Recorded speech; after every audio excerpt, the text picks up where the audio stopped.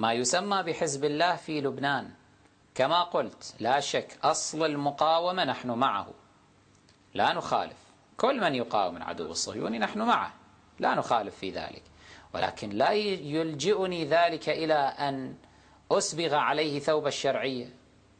يعني حركة حماس تقاوم العدو الصهيوني، فهل أقول أن عقيدة حماس صحيحة أو ممارساتها شرعية فأعطيها شهادة ثقة؟ كلا. فكذلك هذا الحزب ما فرقه عن حماس سوى أنه يتسمى باسم التشيع. أنا لا يسعني أن أسكت. يعني مثلا كم مرة ذكرت هذا المثال، أقول إن الله لا يطاع من حيث يعصى. الحزب الذي يدعي أنه حزب الله كيف يخرج أمينه على الشاشة ويمتدح أعداء الله عز وجل؟ وهذا خلاف حكم الله في كتابه، خلاف حكم رسول الله صلى الله عليه وآله، خلاف حكم أمير المؤمنين عليه السلام، خلاف حكم الأئمة الطاهرين عليهم الصلاة والسلام. كيف يصنع هذا؟ معنى أن أبصم على ورقة بيضاء لهذا الحزب أني أقول إن كل ما يقوله صحيح، كل ما يفعله صحيح، وهذا فيه إفساد للدين. الناس ستقول بسبب شهادتك هذه إذن لما خرج هذا الأمين العام حسن نصر الله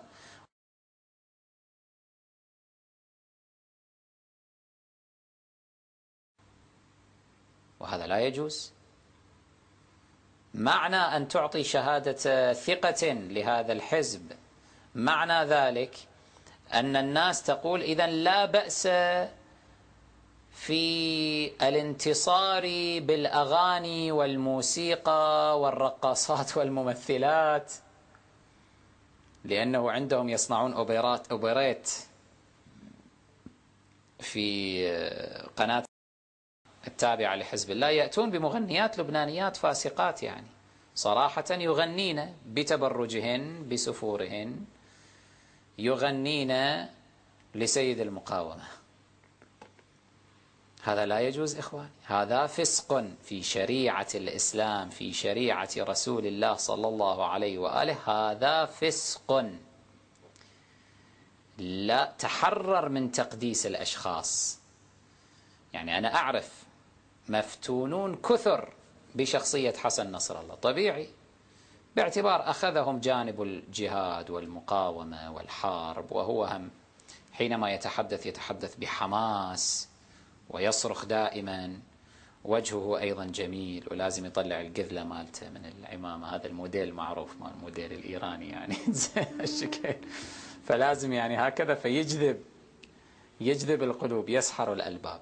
مو مشكلة يا أخي، ولكن أمام الباطل الذي يرتكبه قل باطل، لعله يتورع، قل هذا باطل ما أسمح لك.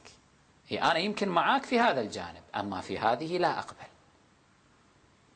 لأننا جميعا إن سكتنا هذا الباطل يكتسب ثوب الشرعية شيئا فشيئا. الفسق يتحول إلى ماذا؟ إلى معروف، المنكر يتحول إلى معروف، والمعروف يتحول إلى منكر. الآن هذا أنه يأتي أحد يمجد بأعداء أهل البيت عليهم السلام، هذا باتفاق العلماء منكر، بإجماع علمائنا منكر لا يحل إلا كما يحل أكل الميتة، يعني بالاضطرار فقط، هو ما مضطر، ليس عليه اضطرار. وقضية أنه يأتي بمغنيات يغنين فاسقات فاجرات هكذا، يأتين بتبرجهن يغنين بالقناة، لا يجوز. وإن غنوا للمقاومة، شنو هو الغناء للمقاومة يجوز بالتبرج والكذا، والغناء لغير المقاومة لا يجوز؟ الشريعة واحدة، مسطرتها واحدة، فلا يسعنا أن نسكت على هذه الأمور. لما تدرس المناهج مثلا في المدارس الخاضعة لما يسمى حزب الله في لبنان، وذكرتها لكم سابقا، ويدرسون الأطفال أن هنالك 6 أصول دين: الأصل الخامس ولاية الفقيه، الأصل السادس المعاد. هذا إحداث في الدين، والمنهج عندي موجود عندي بالبيت، جابوا لي إياه بلبنان بالتسعينيات مو الآن. أحد المشايخ الكرام في لبنان بعثه إلي وأنا بالكويت، صعقت لما رأيت. نحن عندنا 5 أصول لا سادس لها، أضافوا لها أصلا سادسا وجعلوه في المرتبة الخامسة. هذه مشكلة إخواني، مشكلة كبيرة. فلا يسعك أن تسكت على هذا.